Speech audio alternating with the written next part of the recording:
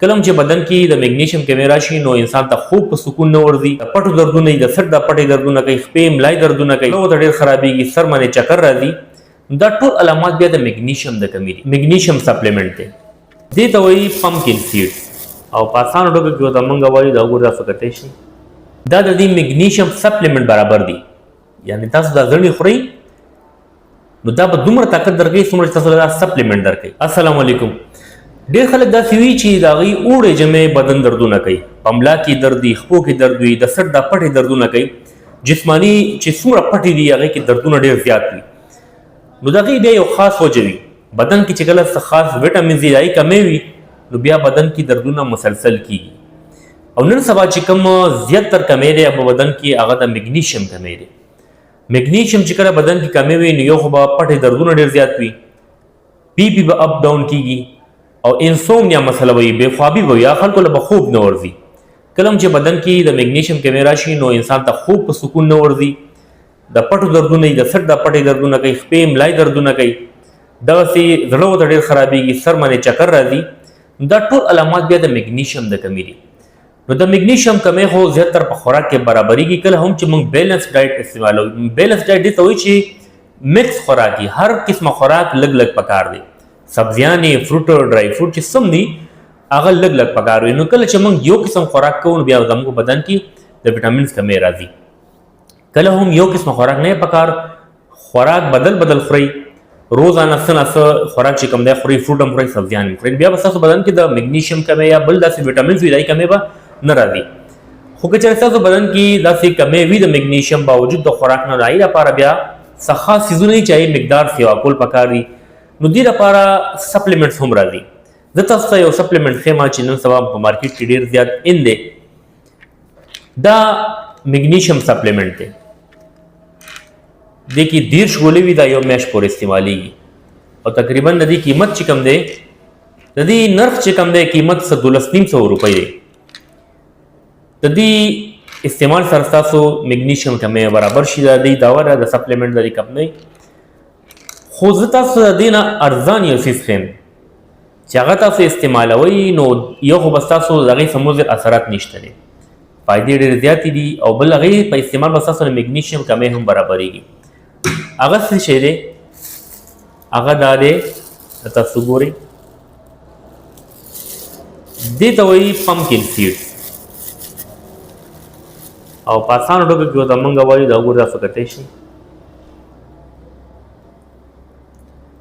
دا سپین شوي دي پمکن سیډ، د کدو زړې ده، د دې نه پوستکی چې کوم دی هغه لرکړی شوی دی. دا په دې حالت کې وي چې کله تاسو ډرای فروټ دکان ته لاړ شئ او اگر تاسو پمکن سیډ وغواړئ د کدو زړې نو هغوی به داسې شکل کې هم درکولی شي سپین شوی، او که داسې نه نو بیا دا په خپل حالت کې وي په سپین رنګ باندې وي، نو دواړو کې تاسو اخیستی شئ، دواړه بهتر دي. نو دا چې کوم پمکن سیډ دي د کدو را زړې دي دا تاسو ګورئ دا د دې میګنیشیم سپلیمنټ برابر دي. یعنې تاسو دا زړې خورئ نو دا به دومره طاقت درکوي څومره چې تاسو دا سپلیمنټ درکوي. دا 200 روپو دي او دا 12,500 روپو دي. دا هم ستاسو په اسانه میاشت کېږي. د دې نه مقدار سیوا خوراک نه دی پکار، د دې نه تاسو به یې څو دانې خورئ، نیمه چمچ پتې خورئ، ستاسو روزانه خوراک کافي دی. نو دا چې تاسو استعمالوئ د دې خو یو پمکن سیډ چې کوم دی د دې مضر اثرات نشته دی.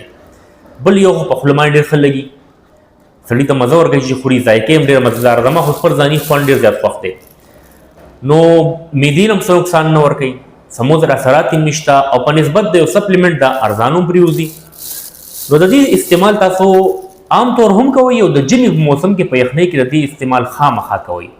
کله چې تاسو د پمکن سیډ استعمال کوئ نو ستاسو به د دردونه هم بدن کې نه وي، میګنیشیم کمی چې برابر وي نو انشاءالله بدن کې هم دردونه نه وي.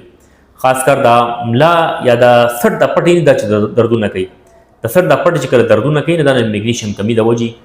کله چې بې خوابي وي، ستاسو خوب په سکون نه وي یا خوب د لپټې هم نه راځي، دا هم د میګنیشیم کمی وي. نو چې کله تاسو د میګنیشیم کمی برابر شي نو وجود دردونه هم ختم شي، خوب به هم په ځای شي، د معدې مسلې هم ختم شي، زړه خرابېدل به هم بند شي، او چې څومره مسایل د میګنیشیم د کمی سره تړلي هغه به انشاءالله ختمیږي. او دا تاسو باندې انحصار کوي. زما د ویډیو مقصد صرف تاسو له معلومات درکول چې تاسو آیا سپلیمنٹ استعمال غواړئ نو آی کوم څه نقصان نشته دی. سپلیمنٹ استعمال چې تاسو خو دومره لونه ګران به پریوزي او کو پمکن سیډ چې کوم دی هغه استعمالوي نو هغه د ځان پریوزي او په خپل خلګي ډېر خلک هغه ګولیان نشي خوړی دوايان استعمال نشي کولی. د هغې لپاره بهترین متبادل چې کوم دی هغه بیا د کدوزړې دی پمکن سیډ دی. د میګنیشیم د کمی لپاره داسې نور دوايانې هم شته بلا خو زه کله هم تاسو سره دوايانې استعمال مشوره نه درکوم. که چېرې تاسو ګزاره کیږي نو کله هم دوايي طرف ته مه ځئ.